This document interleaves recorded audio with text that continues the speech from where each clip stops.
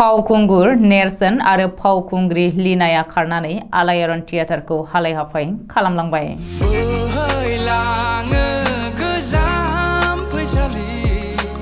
चिरां जिल्लानि बिजनी फानबारियाव जोनोम मोननाय आरो उपेन केरकाटारिजों दैदेनजानाय बर'नि नायल' जाल' आगोमा आलायारन थियेटारखौ हालाय हाफाय खालामदों फावखुंगुर नेरसोन बसुमतारी आरो फावखुंग्रि लीना बसुमतारीमोनहा।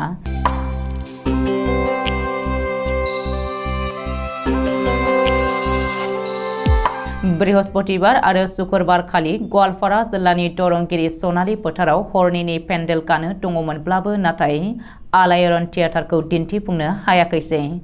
जाहोनाव थियेटारखौ हांख्रायनानै लाबोनाय बानजाय आफाद आरो जायगानि रायजो राजा एबा नायजाब नायनो मोजां मोनग्रा नायगिरिफोरा खुद्रिनायाव थासारिया दुंहाव जायो। आलायारन थियेटारनि बिगोमा आरो दैदेनगिरि उपेन केरकाटारिया फोरमायथिनाय बायदिब्ला फावखुंगुर नेरसोन बसुमतारी आरो फावखुंग्रि लीना बसुमतारीमोननो रादाय खानाय एबा एग्रिमेन्ट बायदियैनो बिसोरनो होनांगौ रांखौ होबोनाय जादोंमोन आरो बिसोरनो अग्रेम रांबो होनाय जादोंमोन। नाथाय मा जाहोनाव बिसोर सानै फावखुंगुर फावखुंग्रिमोनहा गेजेर ससेयाव पेन्डेल थासान्दियावबो गारनानै खारखो बेखौ मिथिनो मोनाखै। बेनिखायनो दुखु आरो जारला सैनांनायजों लोगोसे राङारि खहा मानहानि जानांनायनि थाखाय बिसोर सानै फावखुंगुर फावखुंग्रिनि हेंथायै आयेननि राहा लानो नागिरदों आलायारन थियेटारनि बिगोमा उपेन केरकाटारिया।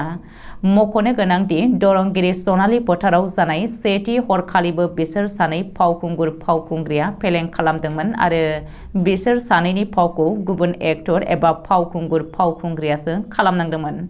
नाथाय पेन्डेल जोबस्लाबैयावनो फावखुंगुर फावखुंग्रिफोरा बेबायदि फोथायखेबस' खालामोब्ला बर' हारिनि हारिमुजों लोब्बा थानाय थियेटारफोरा फैगौ समफोराव माबायदि जोरहैनो हागोन बेखौ साननानै गोबां बर'नि सानसुमैफोरा जिंगायाव गोग्लैदों।